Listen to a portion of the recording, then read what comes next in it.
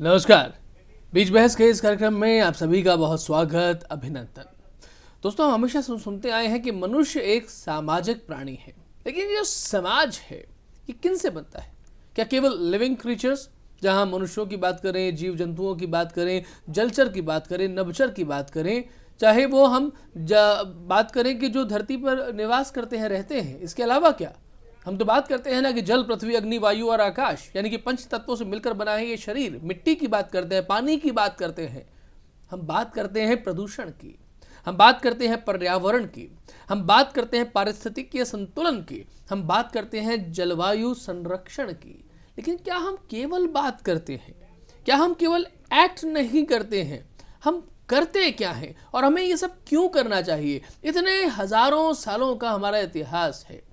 अगर धरती की आयु की बात करें तो अरबों वर्षों तक जाती है। मानव की बात करें तो कम से कम 5-7 हजार वर्ष पुराना तो हमें रिकॉर्डेड चीज़ें मिलती हैं। हिंदुस्तान की हम बात करते हैं जब हम रामायण और महाभारत की बात करते हैं। लेकिन आज के समय में भी क्या हम उतने बेहतर तरीके से अपनी जलवायु को, अपने आसपास के पर्यावरण को संरक्षित कर पा रहे हैं, जो हमारे और आपके लिए ही नहीं, हमारी आगे आने वाली पीढ़ी के लिए भी बहुत ज़रूरी हो जाता है? पर यह विषय बहुत बड़ा है। इस विषय पर आज दुनिया भर में बात हो रही है। देश के प्रधानमंत्री नरेंद्र मोदी जब किसी समिट के लिए जाते हैं तो इस विषय को ज़रूर उठाते हैं, और हमने तय किया कि आज हम भी इस विषय को उठाएंगे, आप लोगों के सामने लेकर के जाएंगे। और एक पर्यावरणविद को हमने इसके लिए बुलाया है। पर्यावरण और सामरिक सरोकार आज का हमारा विषय है। हमारे साथ जो अतिथि स्टूडियो में पधारे हैं उनका परिचय आपसे कराता हूँ। हमारे साथ हैं पर्यावरणविद श्रीमान राकेश भार्गव जी। राकेश जी, आपका दूरदर्शन स्टूडियो में बहुत स्वागत। बहुत बहुत धन्यवाद। राकेश जी ने बहुत काम किया है। अगर हम क्लाइमेट कंट्रोल के बारे में बात करें, इस श्रृंखला में इन्हें बहुत पुरस्कार भी, बेस्ट साइंटिस्ट की बात करें, उस तरीके से उन्हें प्राप्त हुए हैं। और ख़ासतौर पे राकेश जी, जैसा कि आपने मुझे बताया कि हर आदमी अपने लिए एक घर चाहता है, एक मकान चाहता है। और जब मकान चाहता है तो इसमें ईंट लगती है, रोड़ी लगती है, बजरी लगती है, सीमेंट लगता है। इन सब चीज़ों, ये सब चीज़ें भी मिट्टी से, इन सब चीज़ों से बनती हैं। और कितना इंफ्रास्ट्रक्चर इस समय डेवलप हो रहा है, रोड्स बन रही हैं, सब कुछ हो रहा है। लेकिन इसमें क्या यहाँ से भी हम कार्यक्रम की शुरुआत कर सकते हैं कि पारिस्थितिक संतुलन, जलवायु, प्रदूषण, इसमें इंफ्रास्ट्रक्चर का रोल कैसा है और हम कैसे उसे थोड़ा सा ट्विस्ट करके, थोड़ा सा बदल कर अपने पर्यावरण के लिए बेहतर काम कर सकते हैं? बिल्कुल कर सकते हैं। सबसे बड़ी बात, हम जब सीमेंट को यूज़ करते हैं तो हम दो चीज़ें देखना चाहिए। आज तक हम लोग देखते आए हैं कि क्वालिटी क्या है, सीमेंट जमती कैसे है, सीमेंट में पानी कितना लगता है। पर आज के ज़माने में हमको ये भी सोचना चाहिए कि आपकी जो सीमेंट है वो एनवायरनमेंट फ्रेंडली है या नहीं है। एग्जैक्टली। सब लोग ये सोचते हैं कि ताकत होनी चाहिए सीमेंट के अंदर में। ताकत के अलावा आपका जो सिस्टम चल रहा है आजकल, वो चल रहा है ग्रीन बिल्डिंग कंसेप्ट। आपकी साथ साथ ग्रीन बिल्डिंग होगी तो आपको उसमें रहने में भी आपको हैप्पीनेस मिलेगी। इसलिए वो सीमेंट चूज़ करिए जिसकी एनवायरनमेंट फ्रेंडली सीमेंट हो, जिसमें वेस्ट मटेरियल, आप वेस्ट को ऐसा मत समझिए कि वो वेस्ट है। वो एक अलग टाइप के पोजोलरिंग मटेरियल्स होते हैं, जैसे फ्लाई ऐश हो गई जो आपका थर्मल पावर प्लांट का वेस्ट है, या स्लैग हो गई जो स्टील प्लांट का वेस्ट है। इन सब को मिला के आप जिसमें सीमेंट में ये हो उसको यूज़ कीजिए। उसकी ताकत भी मजबूत हो गई, आपका 28 डेज जो स्ट्रेंथ हम बात करते हैं वो भी आपको बहुत अच्छी मिलेगी। इससे आपका और भी काम हो सकता है। आपको सीमेंट जो है वो आप एनवायरनमेंट फ्रेंडली बन जाएगी, आप एनवायरनमेंट फ्रेंडली हो जाएंगे। आप जब उसमें रहेंगे तो आपको वाकई में बहुत खुशी मिलेगी कि आपने सीमेंट भी अच्छी यूज़ करी है और पर्यावरण से मित्रता भी हमने रखी है। भार्गव जी, हम आगे ग्लोबल की बात भी करेंगे, ग्लोबल स्तर पर क्या चल रहा है, लेकिन आम आदमी को मालूम नहीं चलता है। वो ब्रांड पर जाता है कि बड़ा विज्ञापन किस में आ रहा है, बड़ा ब्रांड कौन है। हम राजस्थान में रहते हैं, राजस्थान की बात करें, राजस्थान का एक शहर है ब्यावर नाम से, जहाँ पर बहुत सारे सीमेंट प्लांट्स जो है वो लगे हुए हैं।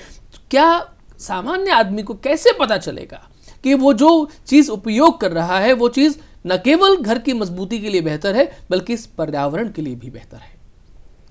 आप ये देखिए कि सीमेंट बनाने के लिए आपको क्या क्या चाहिए। ऊर्जा चाहिए, कोयला चाहिए और पानी चाहिए। ये तीन इम्पोर्टेंट चीज़ें हैं। यदि आप ये मान के चलें कि भाई इन्होंने, जिस सीमेंट प्लांट ने कम ऊर्जा में सीमेंट बनाई है, कम कोयले में सीमेंट बनाई है, पानी का कंजम्पशन उसने कम किया है, तो ये सब है आपको एनवायरनमेंट फ्रेंडली बनाता है। आजकल सीमेंट प्लांट जो हैं वो जो पहले चिमनी में आप देखा करते थे जी, पुराने ज़माने में, काफ़ी डस्ट निकलती थी और आप कहते प्लांट बहुत अच्छा चल रहा है। आज के ज़माने में वो बिल्कुल सही चलती है, बिल्कुल डस्ट आपको नज़र नहीं आती है। हाँ, उसमें तापक्रम होता है जो कि करीब करीब 260, 290, 300 डिग्री तक होता है। सीमेंट प्लांट इस ऊर्जा को केंद्रित करके वेस्ट हीट रिकवरी सिस्टम लगा के ऊर्जा उत्पन्न करते हैं। तो एक बहुत बड़ी चीज़ है जिससे कि आपकी सीमेंट जो है लेस ऊर्जा के साथ में बनती है। कोयला भी क्या है, कोयला चाहिए। कोयला पहले आप नेचुरल रिसोर्सेज यूज़ करते थे, आज के टाइम में जो वेस्ट है दूसरी कंपनियों का वो सीमेंट इंडस्ट्री यूज़ कर रही है। एक एग्जांपल जो बहुत इंपॉर्टेंट एग्जांपल है, जो रिलायंस इंडस्ट्री थी 2000 में उसने एक टेक्नोलॉजी लगाई थी जिसमें से कोयला निकलता था वेस्ट जी, जिसकी कैलोरीफिक वैल्यू 8000 हुआ करती थी। उस टाइम में इसको कोई यूज़ नहीं करता था क्योंकि उसमें अलग से कुछ होता था जिसकी वजह से इसको सही नहीं माना जाता था।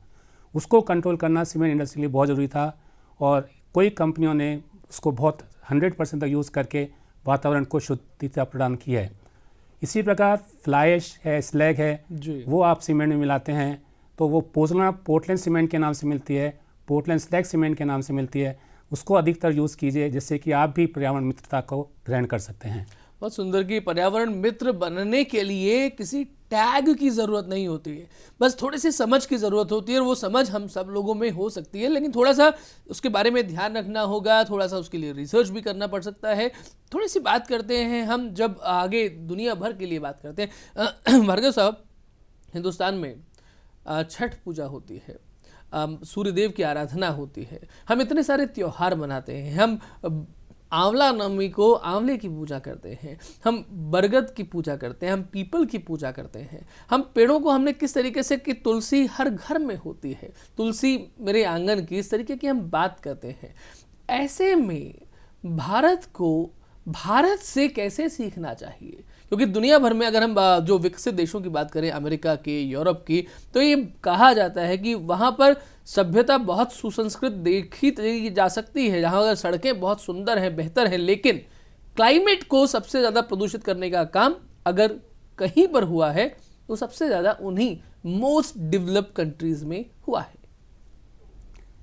इसके बारे में देखिए, आपने बोला पीपल की पूजा करते हैं, हम बड़ की पूजा करते हैं, हम आंवले की पूजा करते हैं, इन सब की हम पूजा करते हैं, पर आप ये देखिए कि आपने उसमें क्या सहयोग किया।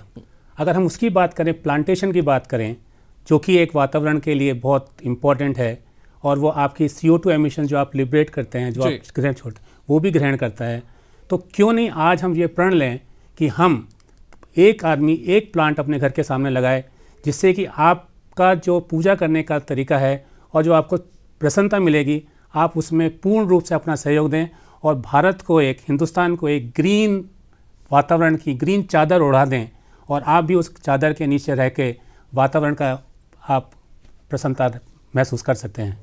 तो इस प्रकार आप अपने आप से आपको खुद को अपने आप में एक शक्ति प्रबल करनी होगी जिससे कि आप वातावरण में सहयोग कर सकें। हाउ टू चेंज, भार्गव जी, कैसे चेंज करें? क्योंकि जब आदमी सड़कों पर चलता है तो अगर कार यूज़ कर रहा है, स्कूटर यूज़ कर रहा है, बाइक यूज़ कर रहा है, पेट्रोल डीजल ये लगातार यूज़ हो रहा है, और हमारे पास अभी तक बात ज़रूर हो रही है कि CNG, बड़ी शहरों में CNG के व्हीकल्स बहुत ज़्यादा हैं। अभी हमारे यहाँ कुछ शहरों में, पूरे हिंदुस्तान भर में उतना उसका प्रसार नहीं हो पाया। इलेक्ट्रिकल व्हीकल्स की, EV की बात हो रही है और it will be A next revolution, इसके बारे में भी बात की जा रही है। आज 2021 में हम हैं, क्या देखते हैं आप अगले 1 साल, 2 साल, 4 साल, 5 साल कैसा परिवर्तन हो सकता है इस क्षेत्र में खास तौर पर? आप बात कर रहे हैं पॉल्यूशन की, एयर पॉल्यूशन की बाय द ट्रांसपोर्टेशन सिस्टम। आप ये देखें कि हमारे ट्रांसपोर्टेशन में जो अभी नए नए नियम बन रहे हैं, उनकी बदौलत हम कितना इम्प्रूव कर पाएंगे, हम उसको कैसे इम्प्लीमेंट कर पाएंगे, ये बहुत इंपॉर्टेंट पॉइंट है इस वक्त का डिस्कशन में। हम आज की बात करें, आज हमारे यहाँ पे जितनी भी कार्स हैं, ट्रक्स हैं, वो सब पेट्रोल डीजल से चलते हैं। इससे कि हमारा कार्बन मोनोऑक्साइड का उत्सर्जन बहुत अधिक होता है। हम फैक्ट्री जाते हैं, 0.5 किलोमीटर या 1 किलोमीटर के डिस्टेंस पे जाते हैं, सब अपनी अपनी कार लेके जाते हैं। तो हम अपने आचरण को क्यों नहीं बदल सकते हैं? हम कार की पूलिंग क्यों नहीं कर सकते हैं? ये एक प्रश्न आप अपने आप से सोचिए कि मैं आपके घर के पास से 4 आदमियों को अपनी कार में बैठा के ले जाऊं, तो एक आपका भी फ़ायदा होगा, प्लेनेट का भी फ़ायदा होगा, सबका फ़ायदा होगा। Exactly. दूसरी इम्पोर्टेंट बात आप ये देखें कि सिटीज़ के अंदर में रेड लाइट्स होती हैं जहाँ पे आपको रुकना ही रुकना है। Exactly. चलिए ठीक है, 10 सेकंड के लिए रुकना है तो कोई बात नहीं है, कभी कभी आपको 90 सेकंड के लिए रुकना पड़ता है, कभी 120 सेकंड के लिए रुकना पड़ता है। तो क्यों नहीं हम अपने आप से अपनी कार को बंद कर दें। बंद करने से किसका फ़ायदा होगा? सबसे पहले मेरा फ़ायदा होगा जी, उसके बाद वातावरण का फ़ायदा होगा। तो हम एक मोटिवेशन रखें अपने आप में, ये सोचें कि भाई हम कैसे अपने आप को इस काम में आगे बढ़ें। आपको अपने आप बढ़ना पड़ेगा। एग्जैक्टली। सिमिलरली आप अपने आजकल सिस्टम भी बना है कि आप अपने व्हीकल्स का पोल्यूशन टेस्ट कराएं, दैट इज़ इम्पॉर्टेंट टेस्ट। बिल्कुल बिल्कुल। ये भी हो गया कि भाई डीजल कार जो दिल्ली में है एक लिमिटेड पीरियड के लिए चलेंगी। नेक्स्ट जनरेशन की बात करें तो हम बात करें, जैसे आपने बताया कि इलेक्ट्रिक कार्स का, इलेक्ट्रिक स्कूटर्स आने लग गए हैं, that is the best solution for this. Exactly. हो सकता है कि इसके आगे एक और स्टेप हाइड्रोजन में चले जाएं हम लोग, that is the latest development जो रिसर्च चल रही है। तो हम अपने वातावरण को अपने आप से ही कंट्रोल करेंगे तो यही चलेगा। मैं एक बात और बताना चाहूँगा आपको, प्लीज़। कार में आप जब चलते हैं, हाईवे पे चलते हैं, लॉन्ग ड्राइव्स होती हैं आपकी, आप खाते पीते रहते हैं कार के अंदर में, कितना सिंपल है, एक बोतल आपने पिया, खिड़की खोला, दरवाज़ा बाहर फेंक दिया, तो क्या हम इसको कंट्रोल नहीं कर सकते अपने आप से? एग्जैक्टली। सोचिए, आप अपने वातावरण को शुद्ध कर रहे हैं या आप नॉन प्लास्टिक मटेरियल को यूज़ करते हैं या नहीं करते हैं, वो सोचिए। भार्गव जी, आपने जब नॉन प्लास्टिक मटेरियल की बात की, इसके बारे में हम और बात करेंगे, लेकिन पहले हाँ जी, ये दर्शकों को मालूम होना चाहिए कि हम ये बात क्यों कर रहे हैं, इस बात को करने की आवश्यकता क्या पड़ी, किस तरीके के चेंजेस दुनिया भर में देखने को मिल रहे हैं जो हमें डरा सकते हैं। मैं हमारे दर्शकों को भयभीत नहीं कर रहा हूं, लेकिन उनको एक सच्चाई जो है फैक्ट्स के साथ में अगर आप कुछ बता पाए तो बहुत बेहतर होगा। ये देखिए आप, हमारी जनसंख्या लगातार बढ़ती जा रही है, 100 करोड़ हुई, 110 करोड़ हुई, 120 करोड़ हुई, 130 करोड़ हुई। इन सब के कारण हमारा जो वेस्ट मटेरियल का डेवलपमेंट हुआ, जो इंक्रीज़ हुआ, पहले 25% ऑफ द पॉपुलेशन था, अब 85 kg पर पर्सन होने लग गया। 2020 में हम देखें तो करीब करीब मेरे ख्याल से 17,00,000 मिलियन टन हमने वेस्ट जनरेट किया। आपने देखा होगा जब हम दिल्ली से जाते हैं आगे तो बड़े बड़े हीप्स आपको वेस्ट के मिलते हैं, जो रियली आपको वहाँ से आप क्रॉस करेंगे आपको बदबू आएगी, आपको डिसऑर्डर्स होंगे, आपको लगेगा कि हम कहाँ से गुजर रहे हैं, ये हमारा हिंदुस्तान है क्या। इन सब को आप अगर देखें तो अपने आप ये सोचना चाहिए, सोच आया सरकार को कि हम इसको कैसे कम करें। जी, मैं अगर पूरे हिंदुस्तान की बात करूं तो नियम तो बन गए, हमारे सेंट्रल पॉल्यूशन कंट्रोल बोर्ड ने और मिनिस्ट्री ऑफ एनवायरनमेंट ने रूल्स तो बना दिए, इम्प्लीमेंट किसको करना होगा? एग्जैक्टली। हम सबको करना होगा। जैसे राजस्थान की मैं बात करूं, प्योरली राजस्थान की बात करूं, तो हम रोज़ का रोज़ करीब करीब 6,500 मैट्रिक टन वेस्ट जनरेट करते हैं। बहुत बड़ी बात है कि राजस्थान में 99% जो वेस्ट है वो डोर टू डोर कलेक्ट होता है, और उसका प्रोसेस कैसा होता है ये सोचने की बात है। जी, इसके ऊपर एक गहन चिंतन करना चाहिए कि इस वेस्ट को कैसे यूज़ करें, कहाँ का यूज़ हो सकता है, इसके बारे में हमको ज़रूर बात करनी चाहिए। ठीक बात है। और हमें बात ये भी करनी चाहिए कि ऐसी ऐसी कौन सी जगह हैं जिसके बारे में हमें मालूम ही नहीं चाहिए, लगता है हमें मालूम पड़ता ही नहीं है कि हम पॉल्यूशन फैला रहे हैं, हम पॉल्यूशन फैलाने का एक कारण बन रहे हैं। बिकॉज हम लोगों ने बचपन से ये पढ़ा ना सर कि जल प्रदूषण होता है, वायु प्रदूषण होता है, ध्वनि प्रदूषण होता है, लेकिन क्या कुछ और भी प्रदूषण के प्रकार हैं जो नए डेवलप हो रहे हैं, जिनके बारे में लोगों को मालूम ही नहीं है। वो कर रहे हैं उपयोग, हम लोग उसे यूज़ कर रहे हैं और हम उससे भागीदार बन रहे हैं अपने आप में, ना चाहते हुए भी, लेकिन हमें पता नहीं है। सही कहा आपने, बहुत सारे आपको पढ़ाया गई डोमेस्टिक वेस्ट निकाल दिया, डोमेस्टिक वेस्ट क्या है ये नहीं पता। आज के टाइम में सबसे जो इम्पोर्टेंट है वो one time use of plastic. हम सरकार ने नियम बना दिए कि हमें ये यूज़ नहीं करना है, in spite of that market में वो मिलता है। पर वो क्यों मिलता है? क्योंकि आप उसको एक्सेप्ट करते हैं। यदि आप उसको एक्सेप्ट नहीं करेंगे तो उसका यूज़ बंद हो सकता है। अब इसके डिसएडवांटेजेस क्या क्या हैं, क्या क्या नुकसान है? देखिए, आप पॉलीथीन बैग्स खा लेते हैं, आप उसको सड़क पे फेंक देते हैं, सबसे पहले उसको गाय खाती है, आपके जो सीवेज की जगह है वहाँ पे जाके चौक हो जाता है, फिर आपको गंदगी की महसूस होना पड़ता है। आप प्लास्टिक की बॉटल्स हैं, प्लास्टिक की बॉटल्स हैं आपके पास, उनको आप फेंक देते हैं जिसका कोई यूज़ नहीं है। क्यों नहीं हम इसके बारे में सोचें कि हम वही मटेरियल यूज़ करें जो रीसाइकिल हो सकता है, रीयूज़ हो सकता है। एग्जैक्टली। इन पॉइंट को हमको सोचना पड़ेगा। पॉइंट्स को जब हम सोचते हैं तो हम थोड़ी सी बात इसके बारे में भी ज़रा सोच लें कि जिस माध्यम से हम और आप जुड़े हुए हैं, that is electronic media, digital India की बात होती है सर, और बात बहुत बेहतर हो रही है। और जिस तरह सोशल मीडिया का, वेब मीडिया का प्रसार हो रहा है, उसके लिए हमारे पास में एक छोटा सा उपकरण है इसके तरीके का, मोबाइल के तरीके का। बात यह है कि हम लोग नए नए मोबाइल्स लेते हैं, नए नए कैमराज लेते हैं, लेकिन उन कैमराज का, उन मोबाइल्स का एक पर्टिकुलर टाइम तक उपयोग होने के बाद में होता क्या है, किया क्या जा सकता है।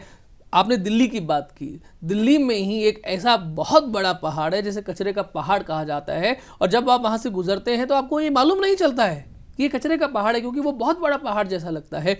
उस इलेक्ट्रॉनिक वेस्ट के करना क्या है, ये लोगों को अब तक ठीक से पता ही नहीं है।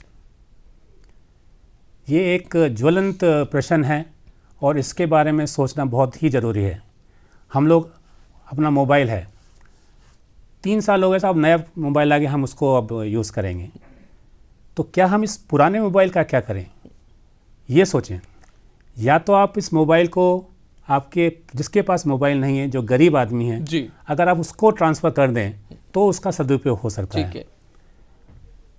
सिस्टम ये है कि आजकल जो मोबाइल्स बनाता कंपनी है, आप अगर उसको हैंड ओवर कर दें आपका मोबाइल, वो एक बेहतर सॉल्यूशन होगा उसको कचरे में फेंकने के अलावा, क्योंकि कचरे में फेंकना electronic items is a hazards system. Exactly. तो सबसे बढ़िया उपाय है कि आप उसका सब उपयोग देखिए कि ये ख़राब तो नहीं हुआ है, इसको मैं किसी को देता हूँ, अगर वो इसको यूज़ कर सकता है तो एक सॉल्यूशन बढ़िया निकल सकता है। या फिर आप कंपनी को डायरेक्टली दे दीजिए, एक इलेक्ट्रॉनिक वेस्ट डिस्पोजल सिस्टम बना हुआ है, आप उस सिस्टम के माध्यम से उसको डिस्पोज ऑफ करिए जिससे कि उसका बेहतर यूज़ हो सके। कभी भी कचरे के डब्बे में उसको नहीं फेंकिएगा। अब हम कपड़ों की भी थोड़ी सी बात कर सकते हैं क्या, क्योंकि हम लोग आजकल एक ट्रेंड बना हुआ है कि आप बाजार में कुछ नया आ रहा है, मार्केट में कुछ नया आ रहा है। अभी कुछ दिनों में पहले दीपावली का पर्व गया है, और हमेशा हम लोग जानते हैं कि दीपावली के दिन नए कपड़े सजे सवरे तरीके से हम लोग पहनेंगे। कितने दिन तक वो शर्ट है, वो पैंट है, वो जीन्स है, अंडरगारमेंट्स है, कुछ भी है, what ever it is like, वो जब कपड़े खराब हो जाते हैं तो क्या उनसे भी हम लोग, बिकॉज हर कपड़े को बनाने में पानी तो लगता है। कुछ चीज़ें ऐसी हैं, हम राजस्थान में रह रहे हैं तो राजस्थान में मोटा आटा है, मोटा हम गेहूँ आप ज्वार खाते हैं, बाजरा खाते हैं, चावल नहीं खाते हैं। 1 किलो चावल बनाने में कितना पानी लग रहा है, उस पानी के, उस प्रोडक्ट की ज़रूरत उस क्षेत्र विशेष में कितनी है, क्या इन चीज़ों को भी हमें प्रदूषण के तौर पर लेना चाहिए? बिल्कुल लेना चाहिए। आपके कपड़े बनाने के लिए सूत की ज़रूरत पड़ती है। सूत बनाने के लिए बहुत सारे वेज हैं। सबसे बड़े आपको चाहिए कपास चाहिए, कपास के लिए पानी चाहिए, आपको अलग अलग तरह के पौधे की ज़रूरत पड़ सकती है। बहुत तरीके हैं आपके पास में जिससे कपड़ा बनता है। हिंदुस्तान में बहुत सारी जनता ऐसी है, बहुत ही गरीबी में रह रही है, पहनने के लिए उसके पास कपड़े नहीं हैं। आप अपने एरिया के अंदर में एक सोसाइटी बना के साल में 1 बार या 2 बार पुराने कपड़ों को इकट्ठा करें जी, और गरीब बस्ती में जाके आप उनको कपड़े बांटिए। आप देखिए उनकी खुशी के साथ साथ में आपको कितनी खुशी मिलेगी। एग्जैक्टली। उस खुशी का आनंद लीजिए और आप इसी से दूसरों को भी प्रेरित करेंगे कि पुराने कपड़ों का यूटिलाइजेशन आप कैसे अच्छी तरह कर सकते हैं। कपड़ों को बेचना is not a solution.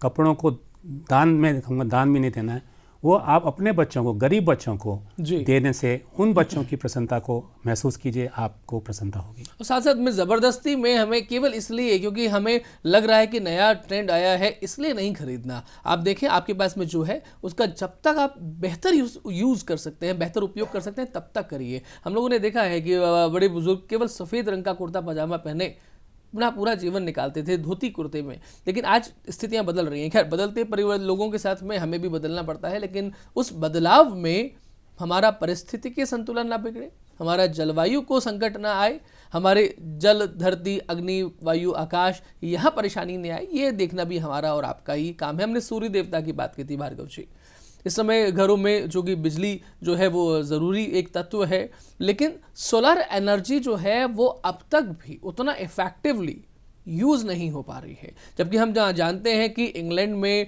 America में देखें तो वहाँ ऐसा सुनते हैं कि जिस दिन सूर्य देवता के दर्शन हो गए तो छुट्टी हो जाया करती है।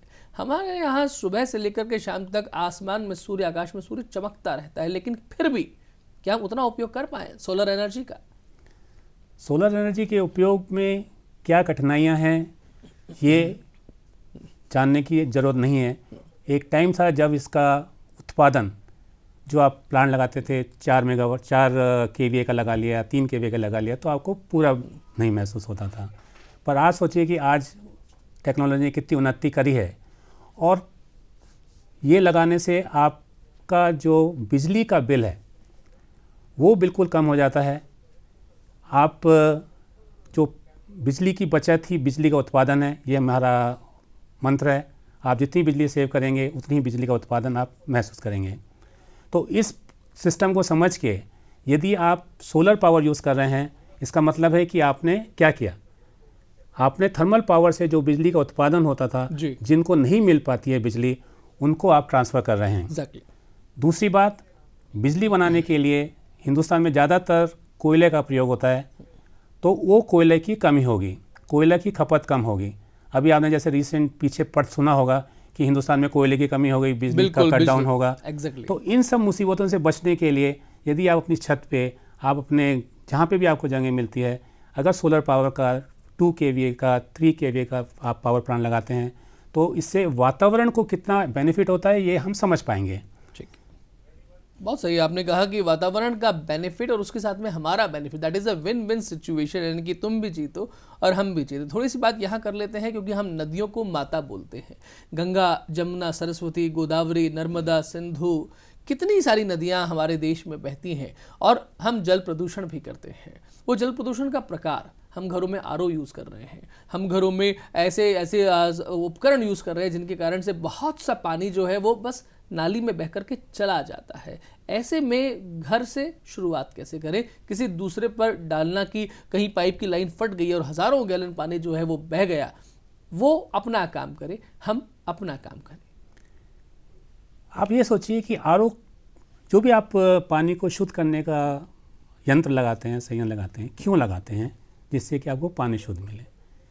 तो क्या हम आरओ वाटर में और फिल्टर्स में डिफरेंस कर सकते हैं? आरओ का वेस्टेज करीब करीब 50% होता है जी, जबकि फिल्टर्स आप लगाते हैं तो उसका वेस्टेज नहीं होता है पानी का। तो सबसे पहले जब भी हम, ठीक बात है, पानी की क्वालिटी अच्छी होनी चाहिए, हमारा स्वास्थ्य ठीक रहना चाहिए, दैट इज़ मोस्ट इम्पॉर्टेंट। तो हमें इसी तरीके से आरओ में और फिल्टर में क्या क्या हो सकता है, कब फिल्टर लगाने से हमारा काम चल सकता है, कब आरओ लगाने से हमारा काम चलता है, वो हमको एनालाइज करना चाहिए। एनालाइज करेंगे तो आपको सोचेंगे कि भाई आरओ तो थोड़ा सा आपकी जेब हल्की ज़्यादा कर देगा, वो कम कर देगा, इसका ध्यान रख लीजिएगा। पर सबसे इम्पॉर्टेंट है कि आप 50%, 50-60% पानी आप नदी नालियों में बहा देंगे। एग्जैक्टली। अब आप राजस्थान की बात करें, राजस्थान में ज़्यादातर पानी जो है हमारा बीसलपुर से आता है। बीसलपुर में पानी जो है आपका वर्षा का पानी है जी। वर्षा के पानी को सबसे डिस्टिल्ड वाटर माना जाता है, सबसे शुद्ध पानी माना जाता है। एग्जैक्टली। तो उस केस में हम क्या फिल्टर से काम चला सकते हैं? बिल्कुल, मुझे लगता है कि जहाँ पर आपने बोला कि उस क्षेत्र में क्या हम फिल्टर से काम चला सकते हैं, उस तरीके से काम मत करिए जैसे दुनिया आपको बता रही है, जैसे विज्ञापन आपको बता रहा है। हाँ, उस तरीके से काम शुरू करिए जो तरीका हमारे और आपके समाज के लिए बेहतर है, हमारे वायुमंडल के लिए बेहतर, जिस धरती पर हम रह रहे हैं उसे और बेहतर, उसे और श्रृंगारित और उसे और सुंदर बनाने के लिए बेहतर है। पर्यावरण हमारा और आपका विषय है, क्योंकि ये पर्यावरण है, चारों ओर का आवरण, उसी से हमारा ऑरा और बेहतर होगा। हम अपना काम करें, लोगों को अपना काम करने दें और हम अपना काम बेहतर तरीके से करें, ये आज की आवश्यकता है। राकेश जी, आप पधारे दूरदर्शन स्टूडियो में और इतनी सुंदर बातें अपने पर्यावरण और सामाजिक सरोकार के बारे में कही, आपका बहुत धन्यवाद। बहुत बहुत धन्यवाद। सभी दर्शकों का धन्यवाद। नमस्कार।